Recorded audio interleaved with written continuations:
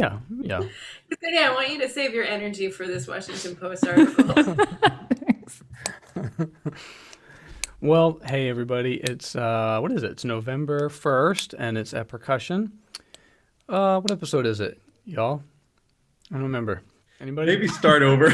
You just tell me. I actually don't have it down. I usually do. 260. 260. It's episode 260. I got it. So it's episode 260. It's Casey Cangelosi. It's Ben Charles. Hi, everybody. It's Karli, Vina. Hey, Casey. Hey, how was your aphasia performance? You performed at something recently, right? I did, yeah. I played a pre-recorded recording of aphasia for it was like this women's gathering last weekend. It was pretty interesting. I'm not sure that anybody knew what they were in for when they showed up for that I was the act of this meeting, but I always get interesting questions with aphasia. I had a percussion ensemble concert here, and I had a student that was just playing a really good aphasia, and I opened the concert with it, just like center spotlight, and it was really, really effective. Like if I ever have someone playing it that good again, I'm gonna do that again. It's really cool. Recruit Karli Yeah, then. awesome. What a cool. Yeah, Karli, you want to get another DMA? What else am I doing? Also, Ksenija Komljenović is here. Hey, Ksenija. How's it going? Casey. Cangelosi, hi. Why are you so mean to me, Ksenija? I have to. Sorry. It's an urge. It's instinct. Hey, so a couple of things happened. I found, actually, it's we're releasing on December 10th. It's my brother's birthday. Happy birthday, Chris.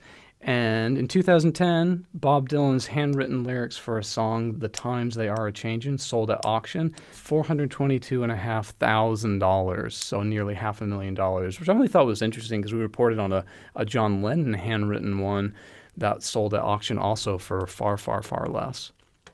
So I thought that kind of went along with that. And also, 1937 is a first performance. William Grant Still's Second Symphony, his symphony in G minor, was premiered by the Philadelphia Orchestra, Stokowski conducting. We've talked about William Grant Still before, but I dug a little deeper for some fun facts because I didn't want to be duplicative in the news, because we have talked about him, I think, actually on December 10th as well, because we've made a full year of news now. So the symphony subtitle is Song of a New Race, and it's the second symphony in the first three. He's got 5 total, and this 3 trilogy, it's all part of what is his. He's a big advocate and active participant in the Harlem Renaissance, which is this big Black culture movement in New York City. So all this Black culture is happening, and it was called the Harlem Renaissance. And these 3 symphonies, along with a lot of other titles, are some of William Grant Still's big contributions to that. Some other fun facts: he studied at Oberlin. He enlisted in the Navy halfway through his studies at Oberlin, and at the time, Black sailors were restricted to food service duties only, but because of his talent on the violin, he was asked to perform at meals for the officers and got out of his regular food duties. He studied with Varese for 2 years and is a twice-in-a-row Guggenheim recipient. And he was the director of what was called Black Swan Records. He was the director of the classical division and later the music division of this record company that promoted a lot of jazz and classical Black artists. So, yep, December 10th, that was his first performance, and some fun facts about William Grant Still. Cool. Good job. Thank you. So there's your news. And our guest today, y'all, she's a performer who focuses on supporting continued growth of new music and has expertise in contemporary classical and African A-way percussion. Abby, you must have went to Lawrence Conservatory, is that right? Yep, that's And correct. I thought so, and I figure, okay, your African A-way drumming, yeah, everyone there learns that with Dane, right? That's really Yes. cool. And I do believe that's where I met you for the first ever. Yeah, I was thinking about that the other day. I remember seeing you in a practice room during the Zeltzman Marimba Festival. You know, Right. you were working on whatever crazy marimba repertoire you're doing those days. And Oh, good. I remember a very pleasant interaction with you. Yeah. Oh, well, cool. Well, good. Surprisingly. Well, thank you. Oh, there it is. There it is. Why are you so mean, Ksenija? Well, also, you can hear Abby on a TEDx talk at Stony Brook in New York. She's played at Transplanted Roots Symposium in Australia and Mexico, New Music Gathering in Baltimore and Boston, among many others. So, hey, how's it going, Abby Fisher? Welcome to the show. Thank you guys so much for having me. I'm really excited to get in talking with you guys about these articles and, whatever else we get to. Yeah, sure. I was going to ask how, thinking way back when you were just a student there and you were participating in the Zeltzman Festival, and a cool thing about Lawrence Conservatory, I've heard several people say, and I believe it was Julia Gaines said it on this show. She said her degree from Lawrence has greatly appreciated, meaning like she went to the school when, okay, it was like an all right school or whatever, but now like all these really, really excellent people from Lawrence are out in the world, and I guess the quality of the program is just greatly, greatly improved. Like people like yourself, people like our buddy Mike Truesdell. What was I don't know, tell us a little about studying with Dane and just your time at Lawrence. Yeah, I mean, it was one of the best decisions I've made. I'm so thrilled that I was able to go through that program. Dane was really difficult on us. He's one of, I think, an old school type of professor where he expects a lot and he shows it. He's tough on his students, but it gives results. And he said he's a teddy bear inside, but in rehearsals, he's yelling at you. And you can be scared to show up to rehearsal, but that means that you're going to learn your part and you're going to bring all you have to that rehearsal. And having his background in so many different areas, in LA music, in Afro-Cuban music, in Brazilian music, we were required to learn all these different types of genres from all different parts of the world. Starting out as a freshman, it wasn't like, oh, you can like pick and choose if you want to do LA music, if you want to do Brazilian music. No, you had to do that right away freshman year. And so that had a huge influence on me. I came into Lawrence, I hadn't even been in a percussion ensemble really before. My high school program did not have a great music program. We had band and some marching band, but not a strong percussion program at all. And so I was just, thrown into this, not even, percussion ensemble plus. And so that was really amazing to go through that and have Dane as a teacher. Cool. I had a sort of a follow-up question to that. One thing that interests me is it seems like in college we're exposed to so many different things. And I was fortunate also to have a lot of world music in my undergraduate experience.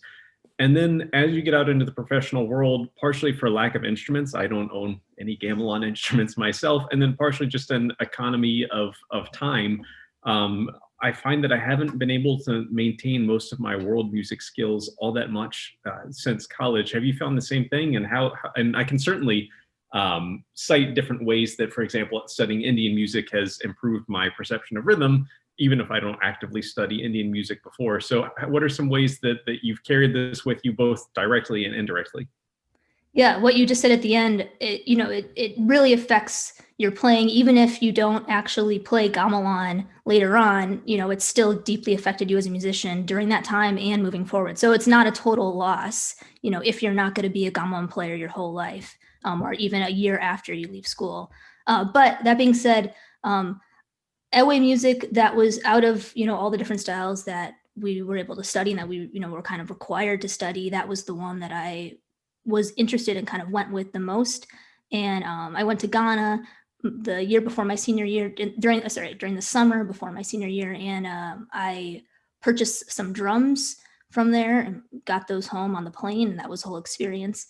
And so I had the idea that, I would want to continue playing this music after I left school. So I wanted to get my own drums, but it's a group music, you have to play with an ensemble. And that's part of the problem that you're also describing. You need the instruments and you need the players. And that's a problem that a lot of us have as percussionists, not just if we're talking about world music, but just playing with other percussionists in general. If we want to play ensemble music, we have to figure out a space and we have to figure out the people we want to play with.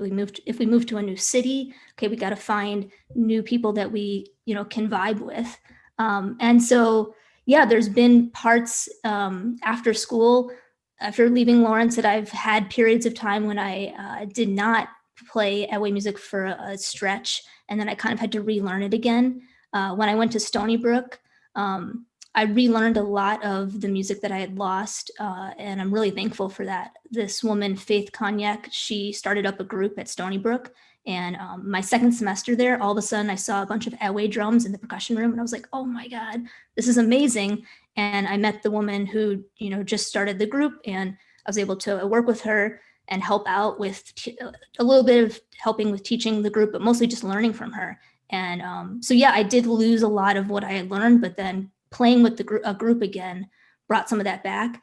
And then since leaving Stony Brook 3 years ago, I'm once again not playing with other people, playing Ewe music with other people. And a couple months ago, I started working with Brian Smith, who you guys have interviewed as well.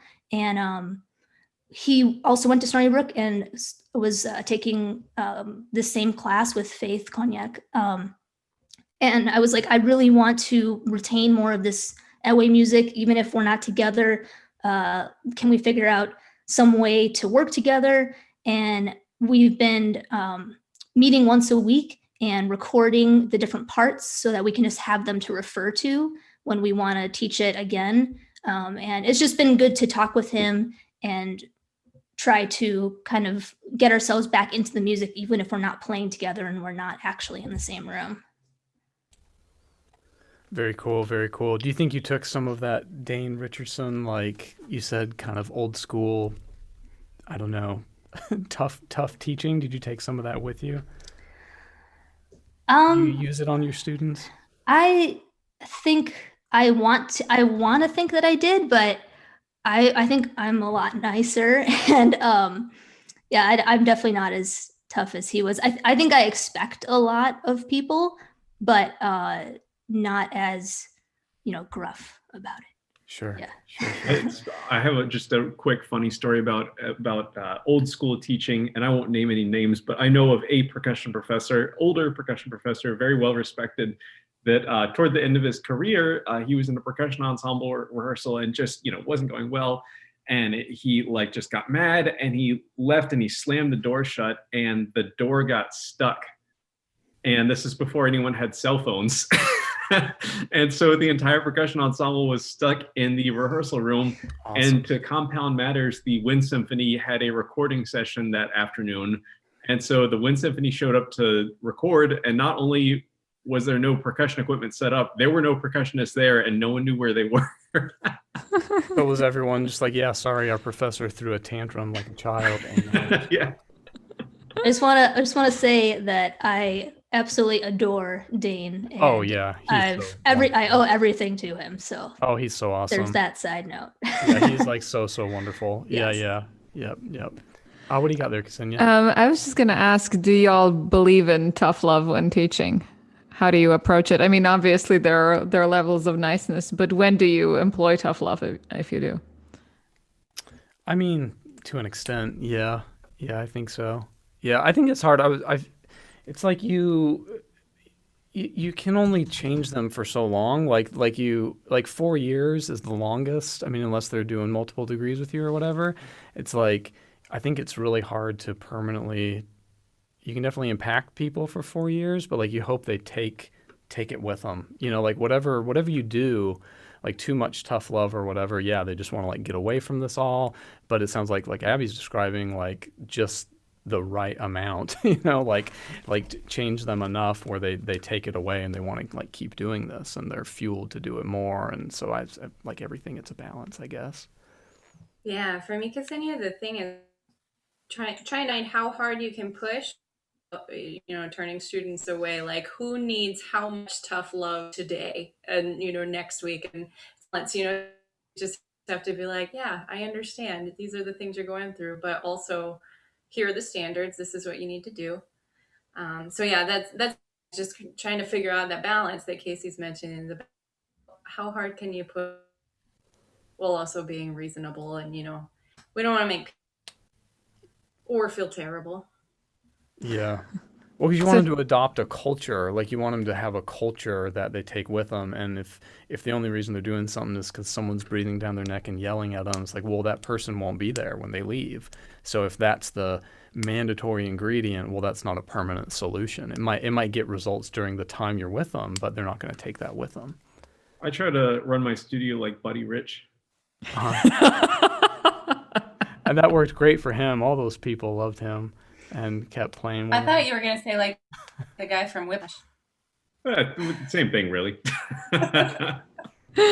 Abby, what do you think? Well, what you guys said, absolutely. And I think, yeah, like having high standards and, wanting to hold your students at that level and that those standards mean something to you, like that you as an artist and as an educator are, performing at that level yourself, and you're being a genuine person in all of these things that you're expecting of your students. So I think when someone comes across, and they're just saying like, do this, do this, do this, and then they're not doing those things, but if they're also doing those things in their professional life, and and they're also in their personal life, they're a really good person, that is the way that I want to be, and that I hope I am, and that's the way that it comes across. When students want to follow their teacher, they're usually a genuinely good person, and they're professionally performing at a high level as well too. I just look at orchestras, and there are certain conductors that are known for doing very well with working with an orchestra, and some conductors that are known for having extraordinary performances, but constantly being at odds with the orchestra musicians and butting heads with the orchestra musicians. And I don't quote me on this, but I think it was people said that Zell was like that, and really, really had a lot of conflicts with the orchestra, but they said everything he touched turned to gold. I think that was who that was. I could be wrong on that. But yeah, I mean, I think it's just an interesting thought that you can get results both ways. I know the studio I would rather be in is the one with the very supportive professor, but all of my professors, I think, have touched on both sides of being super supportive and the tough love thing. And yeah, I think both have a place. I will say that I've never been in a situation where I felt like someone was being tough just for the sake of being tough, just for the sake of being a jerk. It's always been in my best interest. So yeah. Yeah, we're lucky. We grew up, when I think a lot of that was over with. No kneeling on like corn or anything like that. Yeah, no music stands getting chucked across the room, or none of the horror stories. At least for the most part. I mean, I know every once in a while you hear about something like that, or someone who's from the old guard still left over, or you hear an occasional story, but at least it's not the norm. Yeah, Ben, Nancy, man, she would just one time she put my head in the toilet. They do that. Bullies do that. Yeah, put my head in the toilet and then wedgie at the same time. You'll never be as good as Pius. Right, that's exactly what she said. That's exactly it. Yeah, so I'll always remember that. I'll take that with me forever. Well, Abby, we wanted to, of course, talk a lot about all of the great stuff you've been doing, and you do. It seems like you've really made a mark with this percussion theater that you do, and you do these great like Mark Applebaum recordings, and I've seen some Terry DeMay of yours, and I think Have I seen Aphasia from you? Nope, not aphasia, just the Gunda Gun with Matt Lau is the Applebaum I have. Yep. That Applebaum. Yeah. So anyway, Abby suggested just to kind of keep assist this conversation. There's this great little article on percussion theater by Aiyun Huang we've had on the show, and it's in the Russell Hartenberger Cambridge Companion to Percussion, which we've talked about this book a little bit on the show before, and I think read at least some things from it. But Aiyun goes through, and I think she's sort of cataloging like the core pieces we have in some of the repertoire, and I think it's really cool because every person on this call, I know for a fact, has played one of these pieces. Like table music is listed in here, aphasia is listed in here. What else is in here? There's Vinko Globakar's Corporal. Like I think it's pretty clear that this is part of the percussion, like what's the word? We have like our little facets of genres inside Percussion of canon, yeah. Sorry, Ben? part of the percussion canon. Yeah. Yeah, it's part of the percussion canon. And Canon, on your, yeah. it's like on your recital, you got to do some snare drum, you got to do some mallets, you got to do a multi, and now this is becoming one of those little pieces, I think. Canon, sorry, Ben, canon. This is one of those little pieces of the canon, as we'll say. So I don't know, Abby, like how did you get so into this, and what do you think is I don't know, is where this is going? Yeah, I actually wonder if it was the ZMF that you were at, that Beverley Johnston was part of. Do you remember her being at that one? I feel like I've done a lot of things with Bev, and I've seen her do fertility rites, and I've seen her do a piece that I do now, which I really like. I've done a couple times, called "All Too Consuming" by Diana McIntosh, which Yes, is a badass it's a little good percussion piece. theater Yeah. piece. Yeah, yeah, and it's like you're supposed to be a female performer. It's the voice of a female, but I do it anyway. I just like it so much. So I don't know. I don't know Okay. if she was there at that one. I think she would have done fertility rites. Yeah, so I saw her at ZMF, and I had never, met her or had really heard of her before, and I was just amazed by her performance and by just all the different pieces that she was playing that were quite different than the other ZMF performers that were doing more kind of standard marimba repertoire, and I decided that I wanted to go and study with her. And so then I started my master's, at least, at University of Toronto, and she was my teacher, and I took all my lessons basically with her. And I did not finish my DMA there. I ended up going to NYU after that. But that year of studying with her was really incredible, and she's really influenced me a lot. And that's kind of where it all started, was seeing her perform one of her performances at ZMF, and being incredibly inspired by this style, or this genre that I did not know a lot about, that I didn't really encounter all that much at Lawrence. I also had seen Nancy perform "The Connection" by James Rolfe, which is a piece that I have played a lot, and that was maybe my sophomore or junior year at Lawrence, and so that was also kind of what was inching me to be curious in text and marimba, and yeah. Beverly's so good. Yeah, she's like so good. She's inspired me a ton too.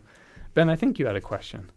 Yeah, well, actually, it's funny that Abby just mentioned this. So Aiyun did a wonderful job with this article, but the only thing I was disappointed in is I was reading it like, but I know all these pieces. Tell me something I don't. And so I wanted to ask two people about two pieces. One is the one that Abby just mentioned, called "The Connection" by James Rolfe. I saw that you played that on YouTube, and I saw Brian Calhoun play that probably 10 years ago at this point.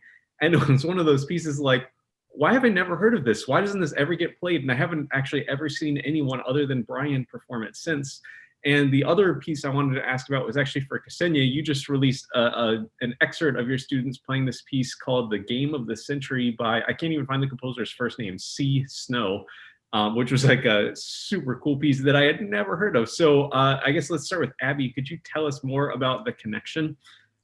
Yeah, I should have looked this one up and remembered a little more about it. But so I first saw Nancy play it. So it kind of came to me from Nancy Zeltzman, and probably like 2008 or 9 or somewhere around then. And I'm trying to remember if it was written for her, but yeah, it's written by James Rolfe. He's a Canadian composer, and the text is not by him. It's escaping me, but we could do a quick Google search.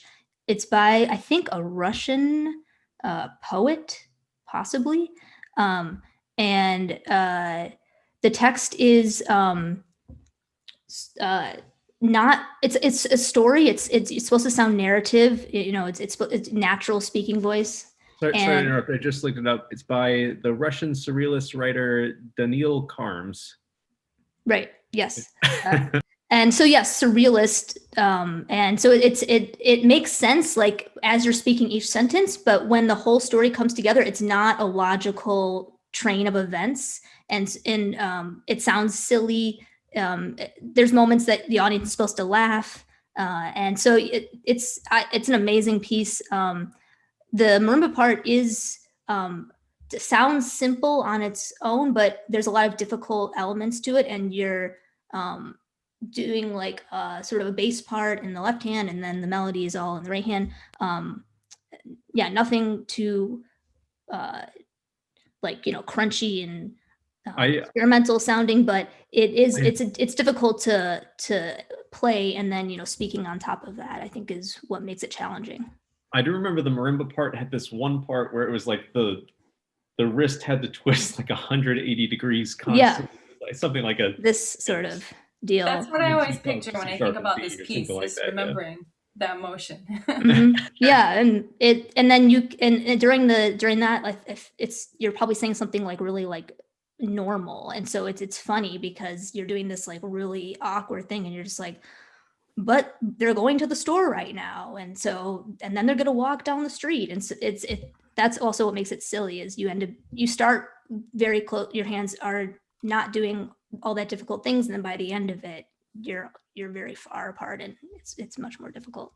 But yeah, I think more people should play it. I love it, and I've played it throughout the years, and I like to bring it back and do it more. Well, what is it about this theater stuff that that you're so drawn to, Abby? What is and what are some of your favorites? And did you get any insight from this article? I think, like Ben, I thought, oh yeah, these are some of our classics. If the timeline of this repertoire begins anywhere, I mean, I guess they're kind of saying, I think it's right here.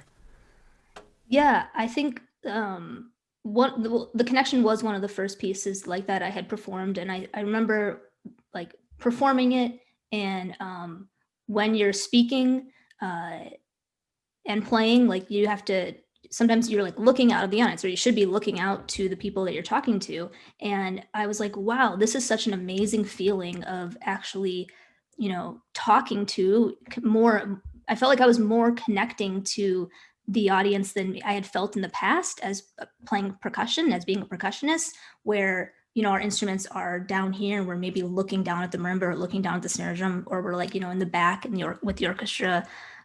So with playing the Connection, that being the first kind of piece like this that I did seriously, I felt that connection. Like, I felt more of a connection that I had felt before playing a solo repertoire to the audience, and that felt really powerful, that I was bringing this to people, and that I could feel them while I was actually playing, and it just felt more meaningful. It was something that I just wanted to like explore more and do more of, because I was just literally looking at them, and I could see them, and I was like, wow, maybe this is what singers feel like, because they're like looking out to the audience and like speaking things to people. And we're not like literally speaking things to people most of the time, but in this case, like, I felt like I could actually tell someone a story while I was playing.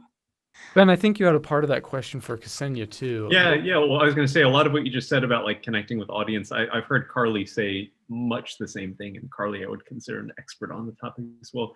But yeah, Ksenija, could you tell us about this? I just lost the name of it. The not the Most Dangerous Game of the Century piece that you played, or your students played. Well, it was something that my students brought up, and they said that they wanted to play this. But apparently, I mean, this is like a 3-minute, tiny, cute piece that gets really intense at some point.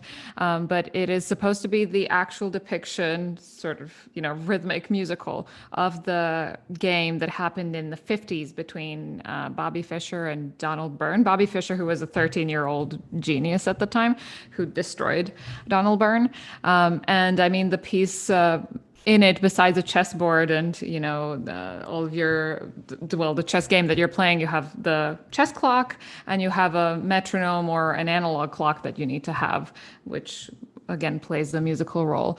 So it's an interesting thing, because of course, when they're practicing, when we have coaching, sometimes figurines just fly all over the place, because as they reach, for something, it's so fast, and they're supposed to go all over the place. I don't know. We say eat figures, but you don't say eat in chess in English. What do you say in English? What do you say? It's not eat. It's not destroy. What do you say?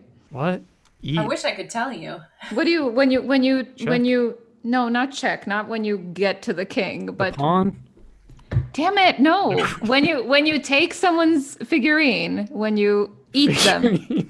There are probably some listeners right now that are like, come on, none of you know this. Please What do you help mean? me. I Just- live in a just- different country. What you're saying is yeah, that's- I just rook don't think we takes know- rook takes pawn. Yeah. Takes? Takes. Yeah. Pawn Just takes takes? rook or just That's knocks takes. so off, yeah. non-aggressive. Knocks off. Okay. No, that's what they say. That's like the official. Yeah, like bishop takes queen or whatever. Yeah. Okay, well, when whatever takes whatever, stuff flies all over the place, and that's why it's tricky to practice. But it's certainly an audience favorite. Everyone seems to it seems to be the new table music. Everyone's like, oh, this is amazing. I met this kid at Interlochen. I taught him. Bobby Fischer. No, one of the composers, C. Snow, and C. he Snow, just goes by C. I forget his first name. It was so long ago, but he sent me a video of this piece forever ago, and he said, "Check out this thing I wrote." And I thought it was awesome. He's like, "This actually depicts the chess. It's the actual game. You know, it is Yeah. the game, like you said." Yeah. And So, yeah, very cool. I have a question about that piece in particular. With so much of this music, and Aiyun's article does such a wonderful job of providing score examples. There's so much notation going on in this, and I mean, like aphasia has its own notation system that makes sense. Does the chess piece have its own notation system, or how's it notated? So rhythmically, it's notated just like a regular thing, but above every rhythm, you have the actual chess move that you need to make, which is fully in chess notation, which you must learn. Oh, and boy. then whether you're supposed to exclaim, check, checkmate, or whatever.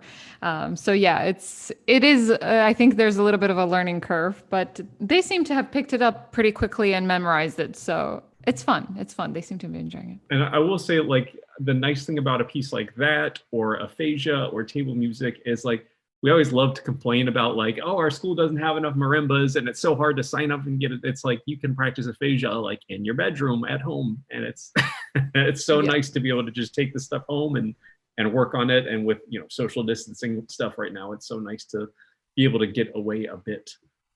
Yeah. It seems like we need that too. It's like you can't do a recital of, okay, I'm gonna do Safa over here, and I'm gonna do Zyklus over there, I'm gonna do King of Denmark over there, and then it's like, dude, you can't tour with that, You can tour with like one of those, you can do tour with like a little piece with playback and a big multi, and then something invisible.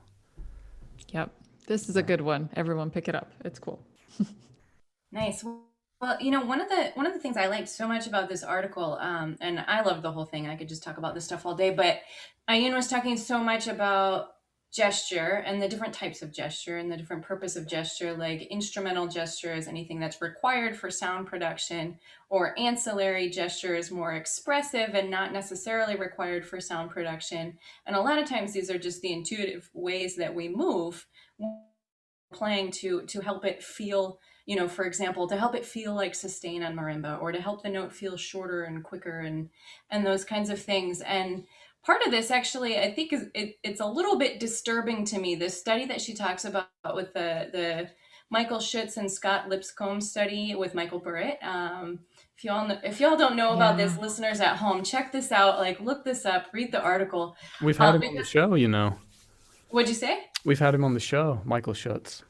Oh, I didn't know that. Yeah, long ago. But yeah, I always have my class listen to a little lecture he has called The Mind of the Listener. So, because I'm so sick of this, like, but that doesn't affect the sound. Yes, it does. Be quiet. Like, stop. I'm not having this argument anymore. Like, no, it's not an opinion anymore. It's like a fact. It does, in fact, like, because I'm sorry, I'm totally interrupting you, Karli. He makes the really good point that, like, you hear with your ears, but you listen with your mind, or vice versa. You could say the other thing. It's like none of your senses do anything. Your mind puts all that information together. So if you're watching something and listening to it, you can't help but put the visual input, and the study proves it. So I always just like, dude, I'm knocking this argument out right now before my students are like, before they're able to think for themselves, destroy them. Just knock it out of the way. For me, also, I've like long said that, like, I'm not so interested in like the audience like seeing legato in my marimba playing, but like in order to connect a line that feels legato, I need to feel like I'm playing legato. Like, I can't play with staccato motions and phrase as legato, even if it's not actually like physically affecting my sound itself. I think it's affecting the phrasing, the overall picture. Sure. But sorry, Karli, I think we totally just like steamrolled you. Yeah, thanks, Ben. let's back up for a second. For anybody that doesn't know about this study or has no idea what we're talking about, basically this study, they had Michael Burritt play long and short notes on different parts of the marimba. And basically the result was that there's no audible difference in the decay, you know, the length of the note between the different types of strokes that he would use to play a shorter note or a longer note. But that the subjects determined the length of the stroke primarily through the visual representation rather than the actual length. So that's why I say, I use the term like it feels longer or it feels shorter, it feels more legato or more staccato. And I like what Casey just said, that I think you said listening with your mind. I like that a lot better than sometimes we think about listening with our eyes, because that just sounds like lame and like we're not listening well enough. But you're right that the mind puts all of these things Puts it all together. Yeah. Yeah, but it was why I say it was a little disturbing to me to you know think about this study and know like it did not affect the length of the note, and of course it didn't, but it did affect the listener's perception. And like Ben, what you were saying, if it affects the way that I feel the music, like that's enough, because the way that I feel the music is going to affect the way that it's heard.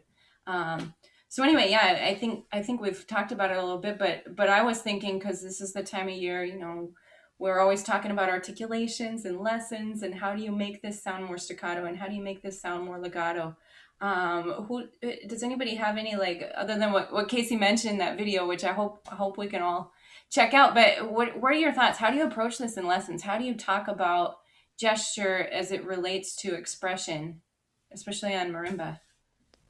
Like Ksenija said, I just squash it out. Just say like, look, you're wrong. We're not debating this. It's a scientific fact. No, but I try to just explain these things, you know, of course, delicately. But it's like Simone Rubino said, just on the last episode. He said you've got to like have some kind of body language in your music, just like a conductor's there to show what's important and bring out expression. Like a performer, whether a chamber performer or soloist, like yeah, you got to have some kind of body language to like, you know, show everyone why this is interesting here. Or I think Aiyun puts it as show important points in a form.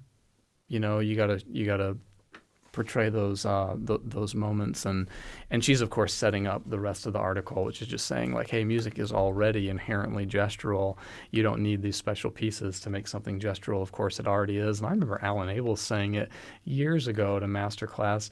And his wife actually saying it too. She was saying, oh, I just love watching the percussionists. I've always loved watching the percussionists. Everyone loves watching the percussionists because there's something just so, I guess, basic about it's really nice to see exactly what's happening. Like it's nice to see exactly how the sound's being made. You can see like 100% cause and effect for what you're hearing. We're talking so much. Abby, tell us about this stuff. Karli, so much. Well, I mean, some percussion instruments, like the example with Burritt, you know, you definitely, when we have a recording of it, it sounds the same when he's playing legato and you know, staccato or marcato. But other instruments, I think, like if we're playing bass drum, there are going to be differences in sound. So I would just talk to the students and have them play all these various instruments and, you know, recognize that with different types of strokes, there's going to be different sounds that are produced. And so we need to apply that to all of our various instruments. And yeah, seeing, and we're so much of a seeing instrument, and we need to show that to the audience. But when you were talking before, Karli, something that really caught my attention in Aiyun's article was, she first talks about these different gestures early on, and then when she brings the pieces up, when she talks about corporel and the what you have to do in corporel with some of the scratching and the padding and all of that, we can't always hear those little tiny scratches and those little tiny details. But when an audience member sees this motion, even if they can't hear it, they imagine it from a previous memory that they had, and that like really hit me. And that's like incredible. That's we're making up that sound in our head while it's happening because we've heard that sound before and we've seen that gesture before. And because we've all scratched our heads before. Right. Yeah. So, like we've heard it on ourselves. Yeah. Many times. Yeah. So that just really struck me as like, duh, but we don't think of it that way most of the time. Yeah. I wanted to ask Ksenija about this because for anyone that doesn't know, there's this like kind of like running joke that Ksenija only plays like slow Bach. But it's funny to me, like Ksenija, and there's been a few other people I can think of that it's like, I feel like practice like slow movements of Bach cello suites all day long and then turn around and play velocities. And it's I mean, it's like, how do you get the chops for that from playing Bach D minor prelude or something? But Ksenija, could you tell us about your work with this this idea of like legato playing, gesture, connection on your slow Bach? Damn it. You know what? I think it's a noble cause. I'll be known as the slow Bach person. I'm afraid to speak in this episode because I called chess pieces chess figurines. So could we just like take all that stuff out? Obviously, I don't know English. Yeah, that was fantastic. I am so sorry. The pawn's a figurine. We call it a figurine in Serbian. I'm sorry. No, that's really cool. And you know what? Actually, when they're really elaborate and ornate chess pieces, they would be figurines. Ah, well, thanks. Now you make me feel better. No, I was a dumbass.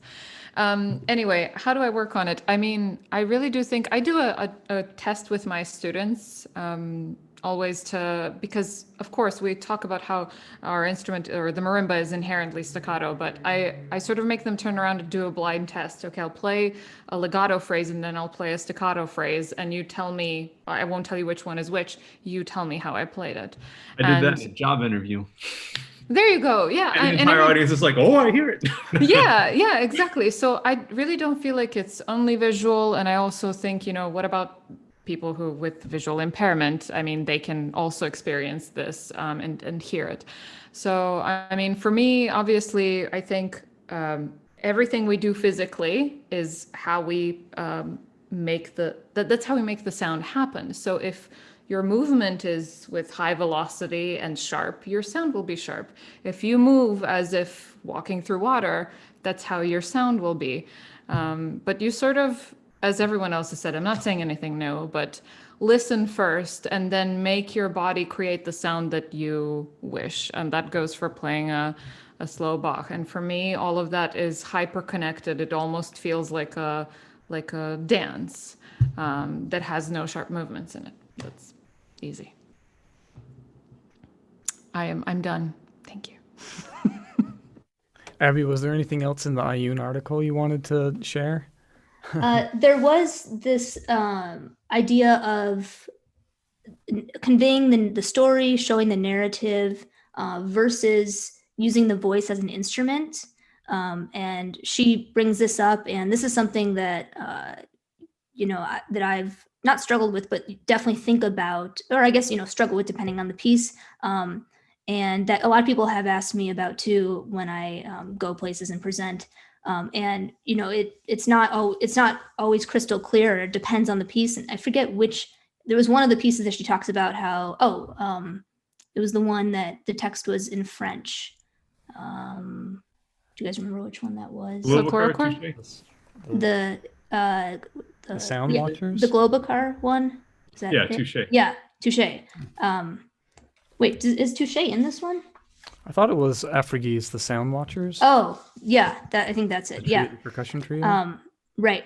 And how part of it is it's telling a story, but then as the piece goes on, or in another area of the piece, the text is used more in a rhythmic way or more as like a percussive sound, as like an effect. And so it's, the text has different purposes at different points in this piece, and in general, text in percussion, can be used to tell a story, like The Connection by James Rolfe, or in other pieces like Touche, where you don't need to know what is being said to, get the feel for the piece and, have it be meaningful to you. And that's, why people can do that piece and not be speaking French and, still understand what's going on about what's going on. So yeah, I just think it's an interesting topic to sort of the narrative versus and the voice as an instrument and that sort of concept. I think that's a super interesting topic, and this is something that Steve Schick talked about. That when he did Touche, that he actually decided he was going to take time to learn the language as much as he could, which is so lovely and such a deep plunge into the music, in order to be able to perform it as well as possible. However, I agree with you that. Obviously, we don't have to know the language in order to be able to enjoy this musical performance, because the language has this musical quality, and you can in fact pick up on emotion even if you don't understand the context. But I would certainly encourage anyone who does have the time and the dedication to do what Steve did, because I think it does enrich one's experience.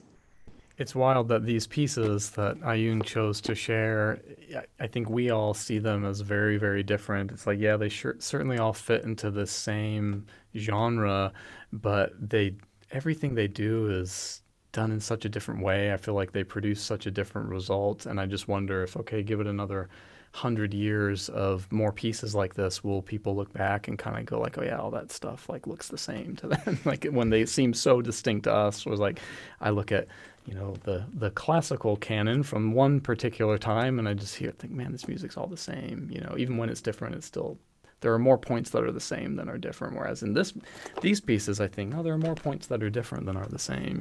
So I don't know, it's kind of cool. Karli, we should talk about what you dug up for us today. Yeah, well, so I was thinking about for this week, I was thinking a lot about programming of contemporary music, and especially how different orchestras have been handling this and maybe are handling this programming in current times, what's going on now. And one of the articles that I found, the first one is called "When Artists Take Over Programming, Do Audiences Benefit?" It's written by Ann Midget, who was a classical music critic with the Washington Post. This was about 2 years ago, August 2018. And I say was because I saw she has since stepped down from writing for the Post. But she's talking about the increasing popularity and prevalence of what she's referring to as artist curators, who are basically prominent composers and performers who are given positions as artist in residence, or maybe composer in residence, or creative partner with orchestras. And we've seen it more and more. I think, composer in residence has been around for a while, but these artistic director positions and these artist in residence positions maybe are becoming more and more popular, I think, as orchestras look at how do we program for the 21st century. Moving forward. So when I found this article, I was really looking for like different approaches. How are orchestras dealing with programming contemporary music? And I thought, great, this is what I'm looking for. I've heard about pop artists like Ben Folds serves as artistic advisor with the National Symphony, and think like, oh, well, that's cool. But I quickly found that the author is actually not too keen on this concept.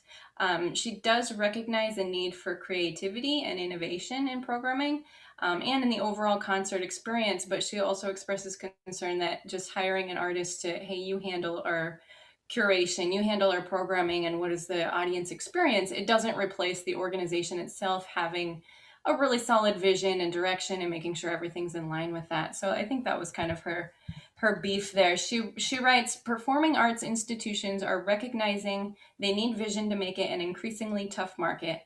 And artists have vision, but just going out and hiring artists is no replacement for the kind of institutional mission that makes vision work.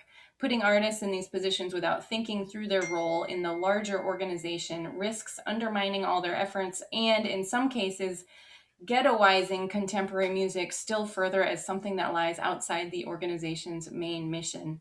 And I was pretty shocked at her use of the word ghettoizing, even in 2018, but that's a whole other issue and rabbit hole we could go down. But I was a little curious, what are these artist curators doing to make contemporary classical music interesting, accessible, and relevant and popular, ideally. And I found there's a series of videos on the Kennedy Center website that features Mason Bates, who's probably a composer we've all heard of, very, very popular.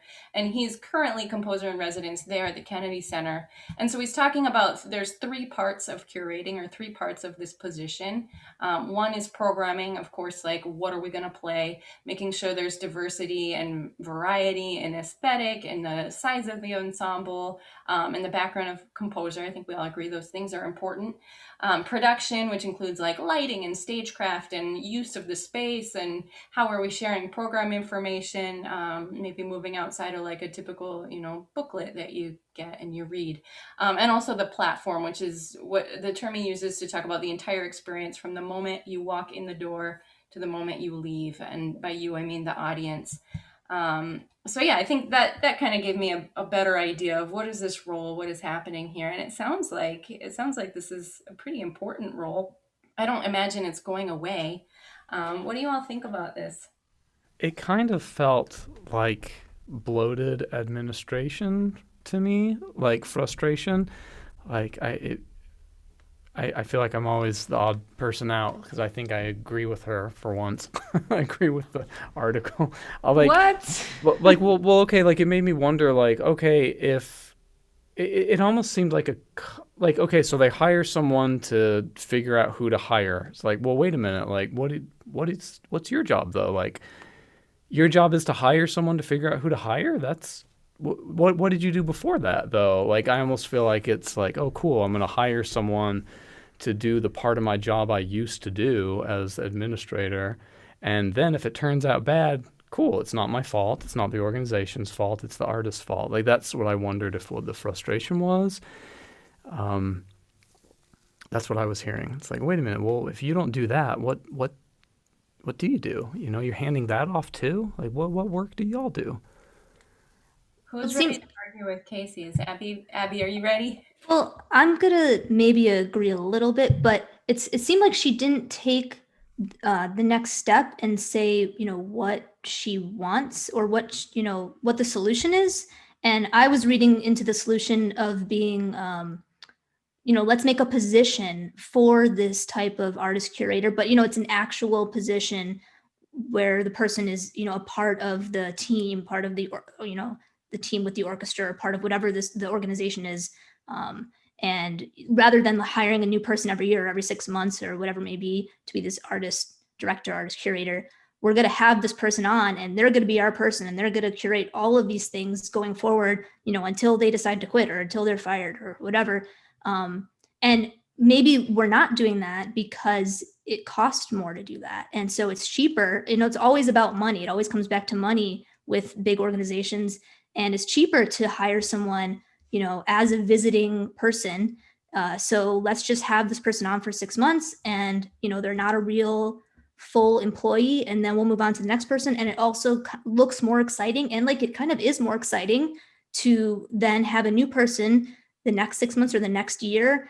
And then we'll just keep shuffling on that way. But it probably costs less to do that than to have this full person on that would maybe be more beneficial for the organization as a whole.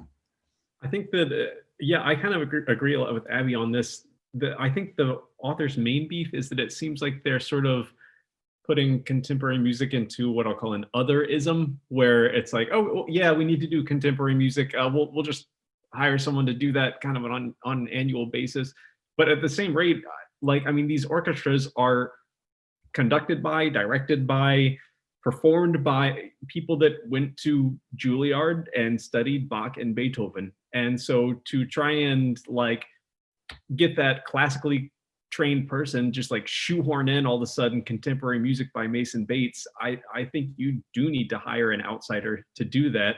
I saw this thing a while back that was talking about contemporary music, and we now perform a piece by John Cage or even Rite of Spring, which is 100 years old, and we call it contemporary new music. Like that John Cage 1930s is not new music anymore. Third Construction is not by any standard considered new music anymore. It's progressive still, but it's not new music. And so I think the whole idea of newness and new music, it does require some sort of turnover. And can you imagine someone sitting in one of these positions for a career of 50 years? And at the end of 50 years, some people were considered cutting edge for all 50 years of their career. Miles Davis comes to mind. But at the same rate, I think the idea of newness and cutting edgeness and youth, yes, it does need to be sort of a revolving door position. And Mason Bates is a fantastic contemporary composer, But after 5-10 years of Mason Bates, like who else can we bring in to have a different voice? And it's like Mason Bates is fantastic. He's from Richmond, Virginia, where I'm from, so I'm very proud of that. But at the same rate, it's another straight white male. Like, let's get a diverse voice in there. And if you hire someone that is racially diverse, or a female composer, or someone to fill that role in a different way, after 5 years of that, like it's not new anymore. I think that there is an importance to swapping these positions out. But I kind of am on the same page. I think all of us are on the same page as like she's knocking them for trying something but not providing any solution beyond that. It's like, well, what do you want them to do at that point? So I don't know. I just rambled for a bit, but hopefully it made sense. I was also going to add to, it wasn't a ramble, it was an excellent train of thought, Ben. But I was going to add something that I think is really interesting, which is that we are so focused in people think that, yeah, 1930s music is new, but yet if you pull out a movie or visual art or literature from that time, they're going to be like, this is so old, I cannot bear through this. It is just too much for my attention span. And I think that's so strange that music seems to be like the last living, like very leftover art form that somehow cannot keep up with its time. Its current form does not seem to appeal to the most people, which most other art forms do. I learned music is the slowest. Music takes It the is. longest to catch up. It's actually like 100 years late behind like architecture and literature and most, yeah, which is like crazy. introduction to contemporary literature. All right, here's the Grapes of Wrath. yeah. I just thought it was weird. Like why do you need? I'm like, when money is such an issue, and I get maybe, okay, if they're using Mason Bates as the big name to curate, well, it's Mason Bates concert series, so it's selected by him. It's his taste. It's his flavor. Maybe they sell more tickets, but it also just seems like a move. Like, hey, I can take this money that we could use to, like, help the organization in some other way, and I can have one less job to do because I can have someone else do all the programming and curate a whole thing.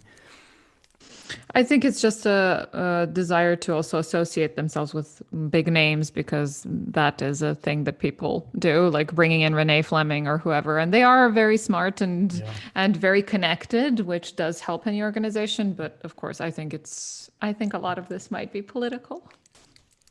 Yeah, sure. Yeah, Ksenija, I was thinking the same thing with the big names. That's a huge draw. And maybe an argument, too, for rotating, like 3 years of this person, and then, hey, we have a new artist curator, whatever the position is. Yeah, well, that big person goes on to the New York Philharmonic and then to the other big venue and so on, yeah.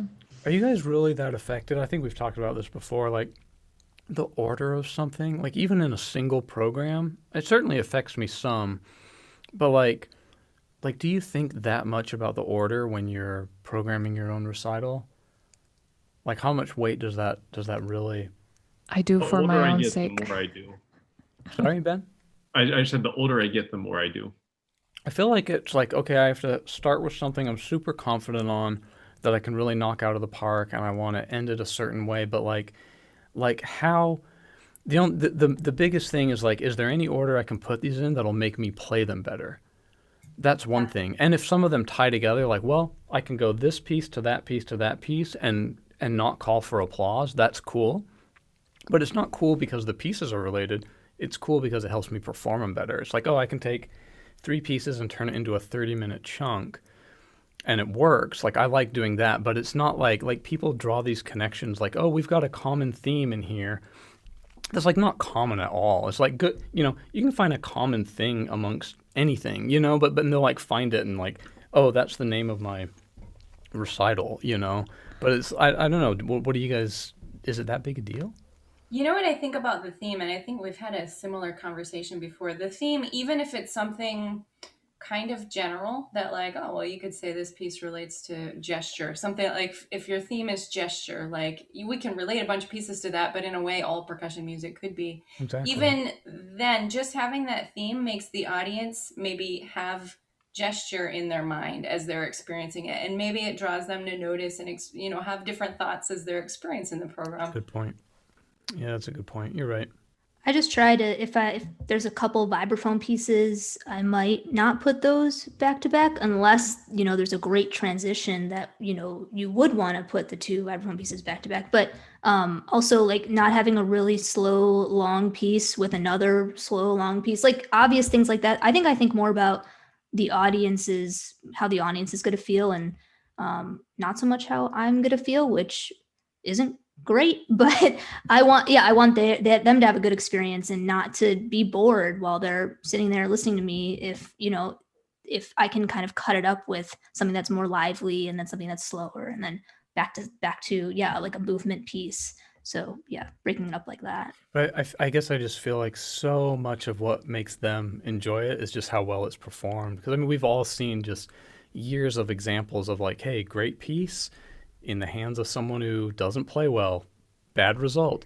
Not so great a piece, or so we thought, in the hands of the right person. It'd be so cool to do an experiment one day, like get Yo-Yo Ma on the hook to premiere some short pieces and just try to get people to write the worst things they possibly can. It's like they're still going to be good if Yo-Yo Ma's playing them. Yeah, that's a good one. Let's do Like it. that's just true. So it's like it's all like I feel like we spend so much energy in like thinking out the main thing. And I sit on the Contemporary Music Festival committee here at JMU, and we had Bright Shang last year. We've had a lot of cool composers here, and we put a lot of thought into this programming. But I always lean towards the preparation of the performer. It's like, okay, if we've got this, our trombone professor really has said they want to do this piece and they've got it baked and it's awesome and it's ready. If someone's like, oh, but that doesn't really fit in with it's like, all that is trumped by the performance is awesome. And it's like, great, we should consider that. That's true, but none of that will matter if it's just a killer version of the piece, Like that should always come first, I think. That's true. But I think what Abby is saying also makes a lot of sense, because you're putting someone through an hour-long experience, and you certainly don't want to feed them the same type of thing for 30 minutes and then another same type of thing. If you can have the contrast be split more evenly and be changed more frequently. Yeah, you're right. And also like the logistics, like, with percussion, it's all about logistics. So if making that work is number one for me. Probably all of us. Yeah. Absolutely. I will say, I mean, for me, the older I get, the less interested I am in hearing what I'll call a degree recital, where it's like, all right, well, here's just like a collection of, I got my marimba piece, my timpani piece, like, what are you saying? Like, tell me some sort of story. And I remember I was talking with Derek Tuwaniak like a long time ago, and he said something like, I'm at the point where I would probably like play a themed recital at the expense of me playing well. Like I'm more interested in telling a story than proving my chops or something like that. And of course, he's a fantastic player. I wouldn't knock his playing for that. But I like at this point, like there's so many interesting things to say. I mean, like just look at the political world that we live in today. Like, can you give some sort of commentary on that? Can you give a Black Lives Matter recital? Can you, like something like that to me is so interesting. And then, sorry, I have this just completely unrelated other thought, and I've been going crazy trying to find where I read this, but we were talking about, especially orchestras doing new music. And one composer historically that is known for, in his day, being an absolute king of the classical repertoire as well as the contemporary repertoire is Leonard Bernstein. And there's this great article somewhere, I wish I could find it, or a little writing by Paul Lansky, and it talks about when the New York Phil under Bernstein was premiering a piece by Milton Babbitt. And Lansky was, of course, a Babbitt student, and he said all of us were there in the rehearsal with their scores, like watching Leonard Bernstein conduct Milton Babbitt. Like what a cool like place that would have been to be. So I don't know, just a cool little factoid, I think. Well, we did have a Facebook question, and it's from Michael Mortia. He writes, when you find yourself performing theatrical pieces, what are some of the ways you try to make a piece more approachable for the average listener? And I think this is, right in line with what we were just talking about. Now, this is, of course, a question for Abby. Yeah.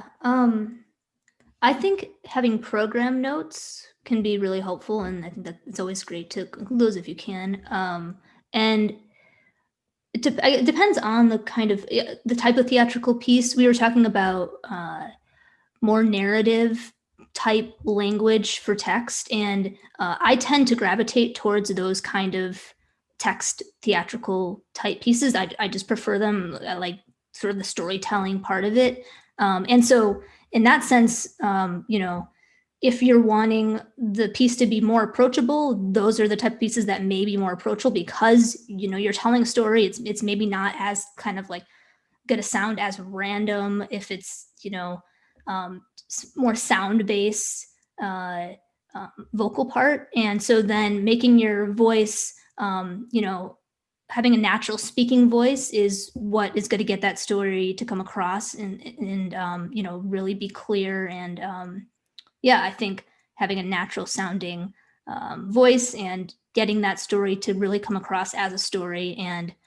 in your most approachable speaking voice is what makes it approachable. And I think it is good to think about what the audience would be interested in. If that's your intent, if you're going through school and you just want to learn different types of pieces and the focus isn't on who that audience is, it's on you learning repertoire. Learn whatever you want to learn, whatever you're interested in. But if you're going out and you're going to perform at libraries and going to perform at community centers, then that is a really great thing to think about. Yeah, Abby, you mentioned one way to be approachable is to the way that you're using your voice, essentially. And it goes back to something you said earlier, that as soon as you're using your voice or you're using your body in some way, like scratching and corporal, it's already approachable. And it's just so powerful. Even super strange pieces, corporal, or the connection where somebody might be like, what is the story? Like, what's going on here? It's not really linear in the way sometimes that we expect. I did want to ask you, Casey mentioned at the very beginning your TED Talk that you did where you performed a piece called All Your Thens for Now, and I thought it was super, super cool. So I'd love if you tell us a little bit about this piece, and then also you talked in the TED Talk a little bit about, I think, working with a theater professor on speech specifically. So what were some of your big takeaways on that, and maybe that ties into with making the voice and what you're doing with your voice approachable? Yeah, really great piece. I encourage people to watch that and to play it themselves. Vibraphone, it's vibraphone, speaking, and camera. And at different points, I used my phone with pedal, and then I forget if I actually ever used I think I did use a real camera at one point with also like a pedal hooked up to it. But you're manning the pedal of the vibraphone and also having to like get your foot over and click the pedal of the camera. So it's like a multi-instrument at that point. This piece is by Lawton Hall. I went to school with him at Lawrence University, and ended up getting this really amazing piece from him through a consortium project that I worked on headed it with two other percussionists, Alex Rolfe and Caitlin King. Caitlin King does a lot of theater pieces as well. And we had a group of people behind us to get this piece to happen. And with working with the theater coach, I think it was just a couple sessions, but it was mainly on enunciating more clearly and kind of getting my voice to project more. And, not so much about being like acty or, acting out certain elements of the text or anything like that, but just more about speaking, having a more clear speaking voice. And I think that kind of relates to some of what Aiyun was saying with just do what the text says, like in dressur. It's like follow the instructions and just do that, and it's gonna be great, and do exactly what he says. Lift up the chair, hit it down, play the notes, and then the humor is gonna come across and everything's gonna happen. And I mean, obviously, I put some more emotion into the text than just that, but not making it like over the top and extra is kind of the way I try to go with a lot of these pieces is be clear and follow. Her thing was like following the sentence structure of like how you would normally talk, like how a sentence, the rise and fall of our language as it is And sometimes when people get on stage or they are performing, things get a little weird, and like you go up at the end of the sentence when it shouldn't. And so she pointed those things out to me when I was like, playing everything for her. And, she's like, why is there, it sounds like there's a question here and there shouldn't be a question. So that was really, really great to work with her. And we can all do these things if we just, record ourselves while we're playing. If you're playing a speaking piece and you record it and you're like, wow, my voice, it doesn't sound like a natural sentence at this moment. Forget where else I was going with that, but yeah, working with the coach was just great for to speak more clearly for that piece, and also taking that into other speaking pieces. Abby, how did you come to be invited to do that TEDx talk? I know that's a stage that a lot of I think our listeners, especially young students going on and trying to get their careers. I mean, that's a resume point a lot of people would like to have. How did that come to be for you? I just applied. I applied through at Stony Brook. TEDx was coming to Stony Brook. I imagine it goes to different universities for different years.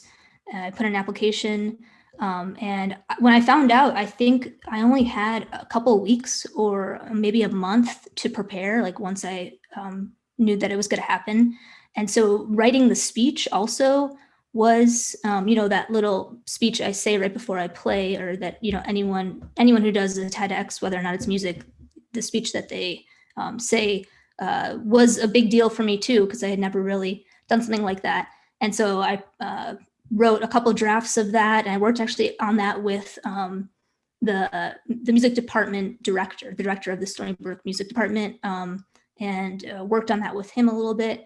And then I think I may have also brought that speech and practiced that speech with the theater director too, because it's the same sort of thing. You want the speech to sound not all like rehearsed. And I forget if it was Perry, the director, or if the theater director, but one of them said, don't memorize the speech, just kind of know the gist of what you're going to say, because if you memorize it, it's going to sound memorized. It's going to sound very rehearsed, and you're going to be up there like, very robotic. So that was another big takeaway from that whole experience. Wow, very cool. Well, hey, what are you working on to close us out? What's the next project in the oven for you, and what should we keep our eye out for? I've been learning a couple new pieces. Molly Joyce has a new vibraphone with like 5 or 6 suspended cymbals called Purity. So I've been working on that piece, and another piece called Marimba. It's hard to say. Remember Marimba. The composer's name is Wallen is the last name, if I'm remembering correctly. And then I've been working with a string quartet in town in Knoxville, and I just had a concert with them. It's the Inner Voices String Quartet. There's a local group, but they're really great. And we performed this piece called First in Flight. And the composer's name is Dosia, Dosia. And we're going to record this piece coming up soon in 2 weeks or so. So that's what's on my docket right now. Cool. Well, that all sounds really great. And geez, it's great to have you. Thanks so much. Thank you guys so much for having me. It's been awesome to talk tonight. Yeah, congratulations on all the great stuff you're doing. And when I bumped into you online, I thought like, oh yeah, that's a no-brainer. I need to have her on the show. So appreciate it. Thank you guys. Yeah, sure. Okay. See y'all. Thanks everybody. Thanks Karli. Thanks Ben. Thanks Ksenija. Bye.